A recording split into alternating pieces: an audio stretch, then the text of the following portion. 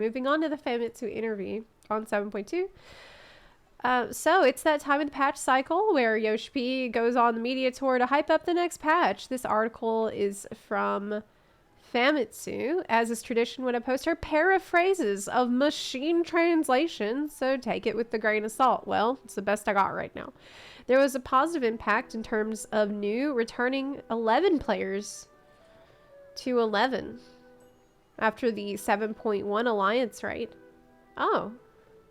Yoshi didn't want to do 11 referential content because of some feelings that 11 players had over 14. What? But he was glad to do it now to fulfill a wish that some 11 players have said about wanting to see 11 zones and monsters and modern graphics.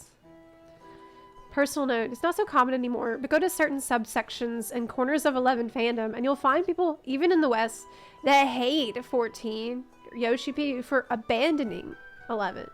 I think he's referring to those sorts of negative feelings. Oh, maybe.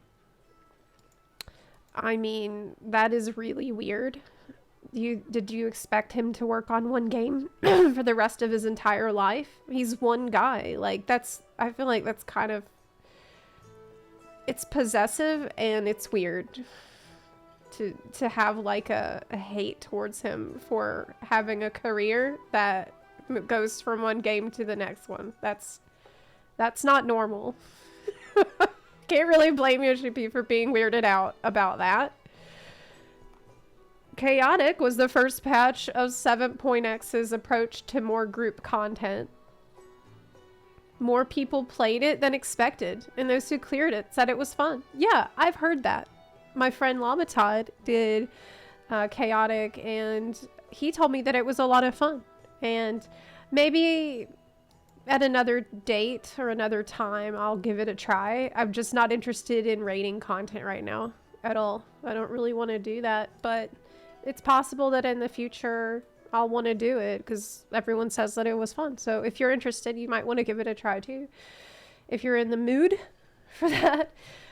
Mr. Sakaguchi, father of FF Big F14 fan too, enjoyed it too. Feedback was that players wanted more of this content, but not all the time. So Yoshi-P's hopeful they can do more later. Okay. Well, maybe later I'll be in the mood. There will be a fruit portrait adventure plate thing in 7.2. Okay, that's normal. Yoshi-P expects that the content volume of the 7.2x series will be the largest of any patch. What? I mean, the series. So what's in the patch plus what's coming months later on. There's some story talk, but this translates exceptionally poorly via machine learning. The theme seemed to be that since 14 established that memories and souls are different things in this universe, what does it mean when memories are preserved unchanging? What does permanent mean in these contexts? I feel like I need to look at the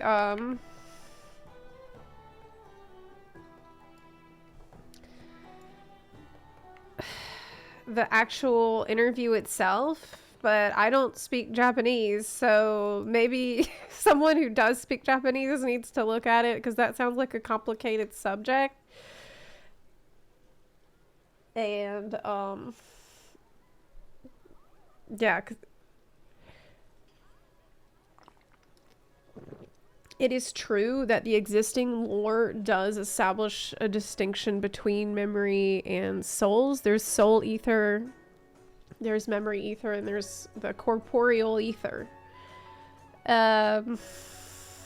We do know that soul and memory are distinct because back in, I think it was Endwalker, the soul is like the vessel. It's like your fundamental essence, and the memories is your experiences that are layered on it, like words on paper. So if the paper is the soul, the words on the paper are your memories. And In Solution 9, they have the technology to just completely separate memories from the soul in a way that was never possible through the life stream's natural methods, in a way that I think is challenging to the past lore, but I'm not going to get into a whole discussion about this right now, and I feel like I shouldn't. I feel like I don't want to get into a whole thing about this, because I can. Yeah. I'm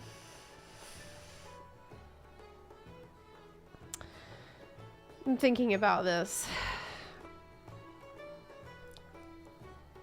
Sounds like maybe they're almost suggesting the preserved memories are more like artificial souls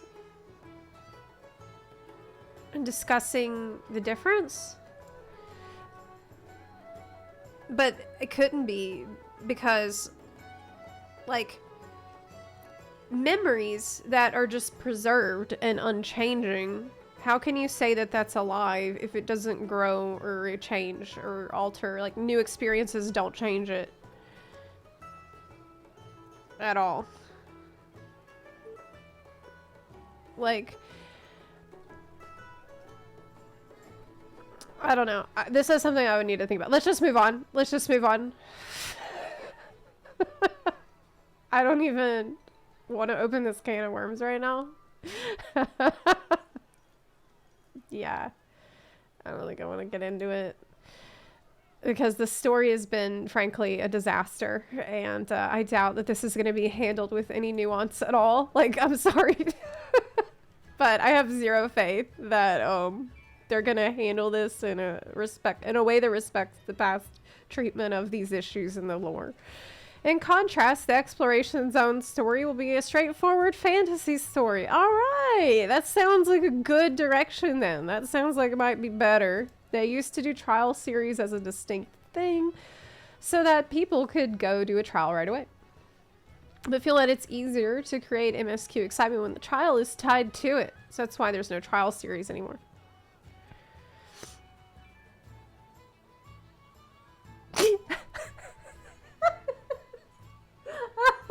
I mean, yeah, I guess it is easier to just bake the trials straight into the MSQ. Yeah. I know that. I didn't think you'd admit it, but yeah, that's... Wow. Okay, anyway. It's straight up easier. I know. The initial idea for 7.2's dungeon and trial was to keep it away from FF9, but for things that are coming after 7.3, putting in FF9 references more directly would be fitting. Why keep it away from FF9? So things were changed a bit to reference FF9 more, even if the substance of the story wasn't changed. Yoshi-P says the trial is a fair and honest head-on battle. Okay. Sounds easy. The Arcadian floors in 7.2 will be more distinct from each other than the ones in 7.0. There are bosses whose main feature is a rapid succession of extremely fast gimmicks. Content created with the dance theme, and the map itself is redrawn. Each battle is a different theme. I'm sure it's going to be a banger. Y'all have been doing a great job with that. The Raid series has been well received so far, so I'm sure it's going to be pretty cool. The original inspiration for Arcadian started with a Sky Arena from a certain popular manga. From there, given that Dawn Trail takes place in the Latin North America inspired setting, pro wrestling became the theme. Okay. In a recent battle content, battle content, Yoshi-P said that they put too many restrictions on themselves sometimes. With Arcadian, they're going to go forward, prioritize fun and free ideas more. Good. That's a good direction. It's a good attitude. Okay. Numeric tuning for the next tier should be harder than the first tier. Makes sense. Pictomancer might have further influenced how people thought in 7.0. The next tier is being made with 7.2's job adjustments in mind, including adjustments to Picto. Well, good. I mean, hopefully we'll actually have balance this time. 1 week delay for Savage will remain. The size of the field op zone should be about the same as Eureka or Baja's zone. But how many zones are we going to get overall? Will it be 4 like Eureka or 2 like Baja? The content plan is 7.2x exploration field. So the exploration zone is not coming for 2 months, right? 12 support jobs, numerous boss encounters, high difficulty 48 player instance, more support jobs added in 0.4x, 0.5x, a second exploration. Oh, okay, there's 2. So it's going to be like Baja. It's not, we're not getting 4. So that question is answered.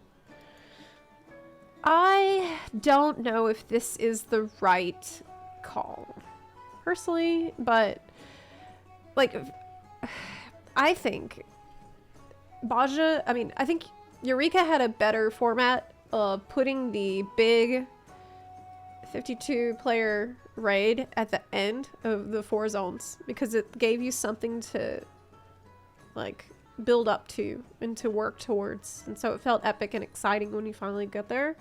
But we'll see how this is. I'll approach it with an open mind, of course. What is this? Hi, Bonker Snaps. We are looking over Yoshi-P's FAMITSU interview on 7.2 in preparation for the live letter that is going to happen tomorrow. I just wanted to take a look at the bullet points of what we know based on this interview. Yep. I feel like, well, we'll see. We'll see. It's looking to be more like a Baja than a Eureka based on this information. Believes it will be the largest content ever if done successfully. So maybe it will be, these zones are going to be really dense in ways that Baja zones weren't.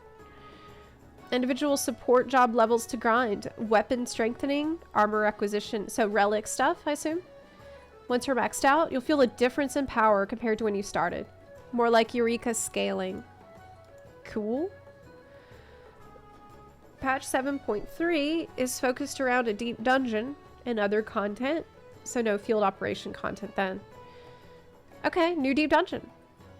That's great. Support jobs are leveled individually and can be attached to any job. Some will work better with certain jobs than others. Of course, you unlock most of them via exploring the island, fulfilling various conditions. This seems like a pretty interesting idea. This seems like an innovative and cool idea, and it's something I'm looking forward to. The support job concept. If you want to do the 48-man, you need a party with a variety of support jobs, leveled and ready. One example of a support job is a job that uses consumables sold on the island for gil to do big things. Could cost 300,000 gil. What? He expects support jobs to do interesting and wacky things. Cool. Okay. Resurrection restrictions confirmed for the 48-man. Crescent Island is meant to be somewhere between Baja and Eureka in feel. Okay. Eureka went full old school MMO and wasn't really well received until it was finished. While Baja's designed very 14 style, I felt it lacked exploration elements. That's true. Maybe they can find a middle ground that's like the best of both worlds. You'll be able to run around and get all the teleport points from the zone from the start. Just, okay. You'll be able to do the relic inside or outside of the zone. Okay.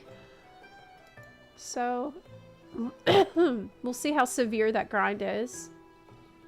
Cosmic exploration is a mix of Ishgard restoration and island exploration. What? Okay. You mean like island sanctuary exploration? Ishgard restoration map was worked backwards from the finished housing Ishgard zone. The goal of cosmic exploration is to explore and build up a different planet each patch. That sounds neat. 0.2x story is going to be about building a spaceship launching base and gathering all the plants and stuff we need to explore other planets. The all-in-one UI is what was adopted from island exploration mostly. You'll be given a Loperate tablet thing with all the UI elements to handle this stuff. Oh, okay.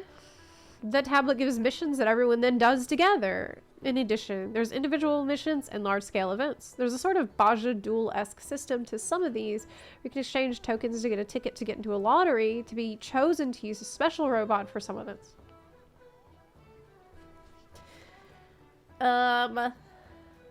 Okay. The map is as big as Crescent Isles, and we'll have zip lines. Kupo of Fortune. Yeah, it's like exactly like we expected it would be. Content is being released throughout the patch series, about a month after the main patch for some large-scale content, then a month after that for the rest. Okay. You mean the 2 months after the patch? Because patches are 4 months apart. So that's probably when I would expect Crescent. They originally planned the Raid whiteboard to have a basic version out for 7.2, but decided to iterate on it more. Oh, this is about large-scale PvP. You'll be able to mount while moving in 7.2.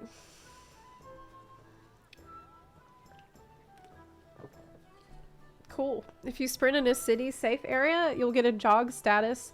When sprint wears off, it's a bit slower than sprinting. Wow, that's cool. That's neat.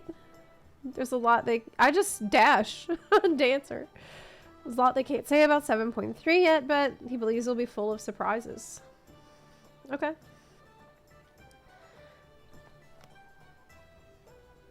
Phantom jobs in the new zone. Seems like the most interesting thing here. That and however Occult Crescent is going to be. That's the most interesting thing to me as a person not actively raiding. But I know a lot of y'all are looking forward to the new raid tier. Finally. Were these planets affected by the final days? I would assume so. I mean, by the sound, the Song of Despair, I think affected everyone. We had a unique protection against it, but I would imagine that cosmic exploration would take us to various messed up worlds that finally have a chance to grow, and we're going to facilitate that process. Yeah. Okay, cool. We'll see what happens in the live later tomorrow. There's going to be gameplay shown and a trailer, so that should be cool. Interesting.